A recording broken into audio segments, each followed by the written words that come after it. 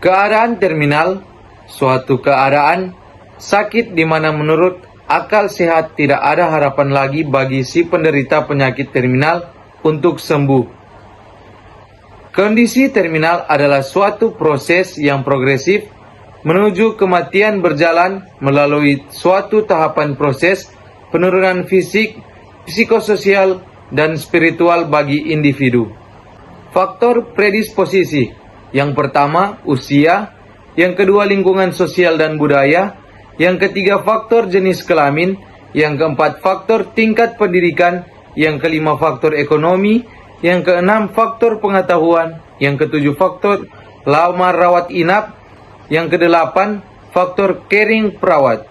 Klasifikasi. Yang pertama, penyakit-penyakit kanker stadium akhir. Yang kedua, penyakit-penyakit infeksi. Yang ketiga, kongestif renal failure. Yang keempat, stroke multiple sclerosis. Yang kelima, akibat kecelakaan fatal. Yang keenam, AIDS. Yang ketujuh, diabetes mellitus tipe 2. Tanda-tanda dan gejala. Yang pertama, penyakit tidak dapat disembuhkan. Yang kedua, mengarah pada kematian.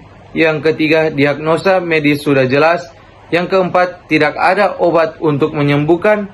Yang kelima, prognosis jelek. Yang keenam, bersifat progresif. Fisik. Yang pertama, gerakan penginderaan menghilang secara berangsur-angsur dari ujung kaki dan ujung jari. Yang kedua, aktivitas dari GI berkurang. Yang ketiga, refleks mulai menghilang.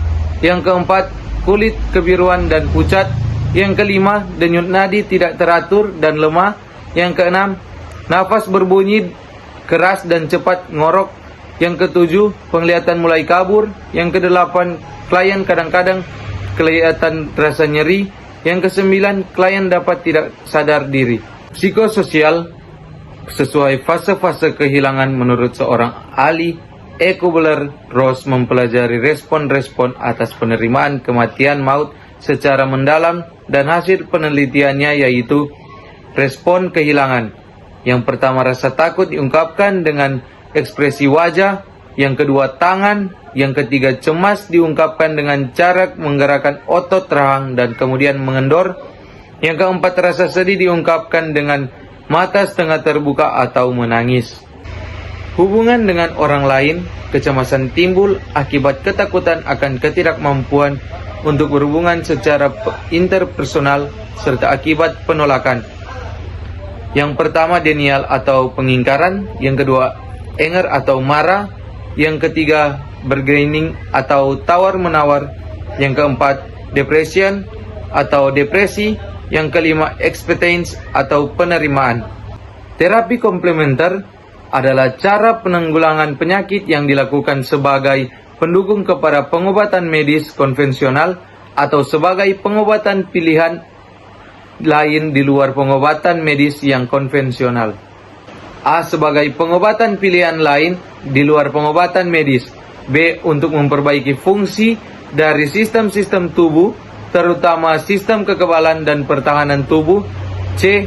Lebih berserah diri dan ikhlas menerima keadaan. Hai teman-teman, pada saat ini saya mengajak teman-teman untuk bergabung di Universitas Pembangunan Indonesia Manado. Di dalamnya tersedia Fakultas Sastra, Hukum, Teknik, Pertanian, Keperawatan, Ilmu Sosial, dan Ilmu Politik. Terlebih khusus, saya ingin mengajak teman-teman semua bergabung di Fakultas Keperawatan Universitas Pembangunan Indonesia Manado yang saat ini sudah terakreditasi B. Terima kasih.